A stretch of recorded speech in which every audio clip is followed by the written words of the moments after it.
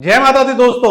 16 जनवरी 2024 को हमने एक पेड वेबिनार निकाला था जिसका नाम था Q3 पावर प्ले, जिसमें हमने शेयर करे थे 5 स्टॉक्स, टेक्निकली फंडामेंटली 2 फिल्टर्स लगाए थे, रिजल्ट्स के एस्टिमेट निकाले थे और बोला था 1 महीने का नजरिया बना के यहाँ बाय एंड होल्ड की राय है। तो आज ये वेबिनार का कंटेंट मैं आपके साथ फ्री में शेयर कर रहा हूँ, साथ में क्या आउटकम आया, कैसा हमारा एनालिसिस निकला, ये सब भी आपके साथ शेयर कर रहा हूं। तो जो पहला स्टॉक था उसका नाम था यूबीएल, यूनाइटेड ब्रिवरीज। 1825 के अराउंड मैंने इसको शेयर किया था, रिकमेंड किया था आप लोगों के साथ। और अब आप देखिए सुनिए क्या मैंने बोला था वेबिनार के अंदर। पहला स्टॉक है यूबीएल, यूनाइटेड ब्रिवरीज। रिजल्ट की डेट अनाउंस नहीं हुई है, प्राइस जो है आप स्क्रीन पे देख पा रहे हैं। और अब मैं शेयर करता हूं आपके साथ Q3 year on year estimate. देखिए revenue is estimated to increase from 1611 crore to 1814 crore. 1611 crore से बढ़कर रेवेन्यू की अपेक्षा है कि 1814 करोड़ हो जाएगा, यानी कि 13% increase in revenues. Adjusted PAT should increase from 23 crore to 124 crore, जो कि सिग्निफिकेंट है। EBITDA is forecasted to increase from 77 crore to 214 crore, ये भी काफी सिग्निफिकेंट है। Margins to increase from 4.8% to 11.8%, ये भी काफी सिग्निफिकेंट है। तो ओवरऑल जो नंबर है वो स्ट्रॉन्ग रहने की अपेक्षा है as compared to last year.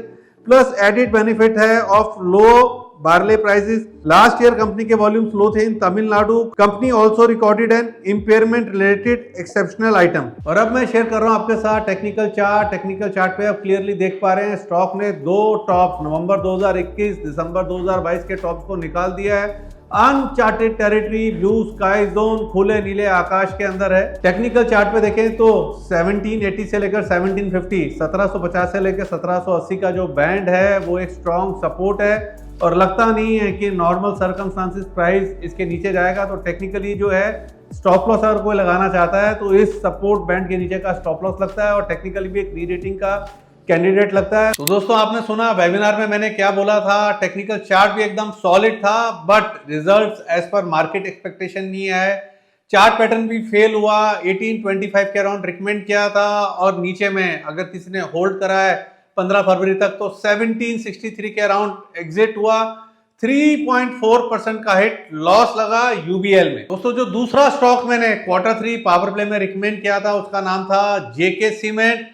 4076 के लेवल से 4076 के स्तर थे।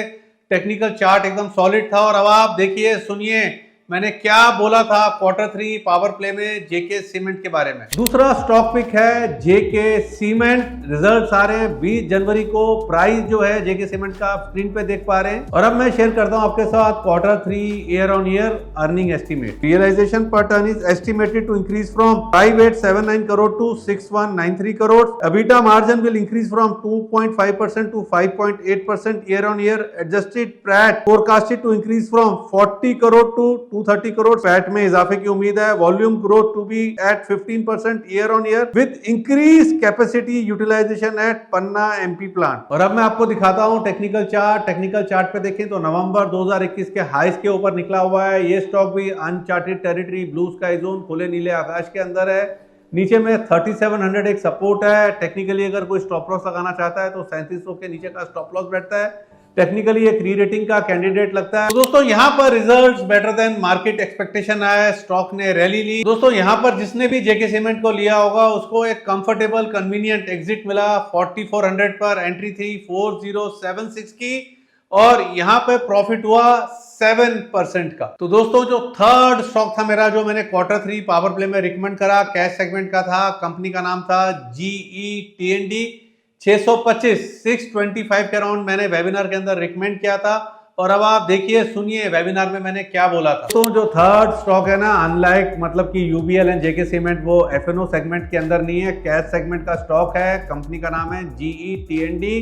रिजल्ट की डेट अभी अनाउंस नहीं हुई है। प्राइस आप स्क्रीन पे देख पा रहे हैं और मैं शेयर कर रहा हूं आपके साथ Q3 year on year earning estimate. Revenue will grow 20%. EBITDA should increase from 46 crore to 47 crore. Largely flat है. PAT will increase from 5 crore to 65 crore. तो PAT में एक significant jump की अपेक्षा है. Order book is expected to significantly increase year on year. Company ने debt reduce करा है, so reduced debt cost will aid to the bottom line. और अब मैं शेयर कर रहा हूँ आपके साथ टेक्निकल चार्ट. तो टेक्निकल चार्ट पे देखें, मंथली चार्ट है, 2017 के हाइस के ऊपर निकला हुआ है. ये स्टॉक भी uncharted territory, blue sky zone, खुले नीले आकाश के अंदर है. शार्प रन अप देखने को मिला है और टेक्निकली कोई नियर बाय यहाँ पे स्टॉप लॉस नहीं है, बट री रेटिंग का एक प्रबल दावेदार लगता है. टेक्निकली भी डिप्स आ सकती है, बट डिप्स पे खरीदारी करनी चाहिए और री रेटिंग का टेक्निकली एक प्रबल दावेदार लगता है. दोस्तों, result better than market expectation आए, स्टॉक ने रैली ली और जिसने भी हमारे कहने पे लिया होगा उसे कंफर्टेबल कन्वीनियंट एग्जिट मिला. 832 के स्तरों पर 33% का गेन देखने को मिला GE में. दोस्तों, जो फोर्थ स्टॉक था क्वार्टर 3 पावर प्ले का, उसका नाम था कंसाई नेरोलैक. 338 के राउंड मैंने रिकमेंड किया. और अब आप देखिए, सुनिए क्वार्टर 3 पावर प्ले में मैंने क्या बोला था कंसाई नेरोलैक के बारे में. फोर्थ स्टॉक जो है क्वार्टर 3 पावर प्ले का वो है कंसाई नेरोलैक. नतीजे आ रहे हैं इसके 5 फरवरी को. प्राइस जो है CMP आप स्क्रीन पे देख पा रहे हैं. और अब मैं शेयर करता हूं आपके साथ quarter 3 year on year earning estimates. Revenue should increase from 1827 crore to 2076 crore, यानी कि 1827 करोड़ से रेवेन्यू बढ़ने की अपेक्षा है to 2076 crore. PAT will increase from 110 crore to 202 crore. ये भी बड़ा सिग्निफिकेंट है. EBITDA is forecasted to increase from 199 crore to 277 crore. तो significant jump revenue, PAT, EBITDA तीनों में देखने को मिल रहा है. अब मैं आपको दिखा रहा हूं टेक्निकल चार्ट. टेक्निकल चार्ट जो है ना काफी स्ट्रॉन्ग है और ड्यूअल ब्रेकआउट की अपेक्षा है. देखिए, एक तो नेकलाइन ड्रॉन है 350 के लेवल्स पर, उसके ऊपर निकलेगा तो एक टेक्निकल ब्रेकआउट है. 200 दिन की मूविंग के एवरेज के ऊपर सस्टेन कर रहा है, तो वहां तो ऑलरेडी ब्रेकआउट हुआ है, बट सॉलिड ब्रेकआउट हो जाएगा जब एक बड़ा ब्रेकआउट देखने को मिलेगा नेकलाइन के ऊपर. तो उस ब्रेकआउट को एक तो नेकलाइन वाला ब्रेकआउट भी मानेंगे. और 200 दिन के ऊपर निकलने का मतलब ये नहीं होता कि ऊपर निकल गया तो ब्रेकआउट हो गया. यह समय देना पड़ता है. तो एक dual breakout 200 day moving average के ऊपर और नेकलाइन के ऊपर देखने को मिल सकता है. यहाँ पर टेक्निकली नीचे में देखें तो 317 पहला सपोर्ट है, 305 दूसरा सपोर्ट है, और ऊपर में देखें तो पहला रेजिस्टेंस 400 पे आता है, दूसरा रेजिस्टेंस 425 पे आता है, और स्टॉक 425 के लेवल्स को तोड़ने का भी दमखम रखता है. टेक्निकल चार्ट स्ट्रांग है यहाँ पर. तो दोस्तों देखिए, आपने सुना उसमें मैंने ये भी बोला था कि ब्रेकआउट के बाद स्टॉक रुकेगा नहीं, बट इसका मतलब ये नहीं है कि मैंने खरीदारी की राय नहीं दी. मेरी खरीदारी की राय ट्रिगर हो जाती है 338 पर. स्टॉक एज पर एक्सपेक्टेशन नहीं चला. नीचे में मैंने बड़ा स्टॉप लॉस 305 का भी दिया है, बट 305 के नीचे गया नहीं और किसी ने लिया है तो मैं एग्जिट मान रहा हूं 305 के स्तरों पर. किसी ने मेरे कहने पर अगर कंसाई नेरोलैक लिया है तो यहां पर लॉस हिट लगा 9.75% का. दोस्तों, जो fifth and last stock quarter 3 power play का था वो था नोसिल. इसको मैंने रिकमेंड किया 279 पर. और अब आप देखें सुने नोसिल के बारे में क्वार्टर 3 पावर प्ले में मैंने क्या बोला था. फिफ्थ एंड लास्ट स्टॉक जो है क्वार्टर 3 पावर प्ले का वो है नोसिल. रिजल्ट आएंगे इसके 7 फरवरी को. प्राइस आप स्क्रीन पे देख पा रहे हैं. और अब मैं शेयर करता हूं आपके साथ quarter 3 year on year earning estimate of NOCIL. Revenue to increase from 326 crore to 368 crore. EBITDA to increase from 37 crore to 55 crore. Margin to increase from 11% to 14.8%. PAT to increase from 19 crore to 35 crore. अब मैं शेयर कर रहा हूं आपके साथ टेक्निकल चार्ट देखें तो 200-211 का जोन काफी स्ट्रॉन्ग बेस लगता है.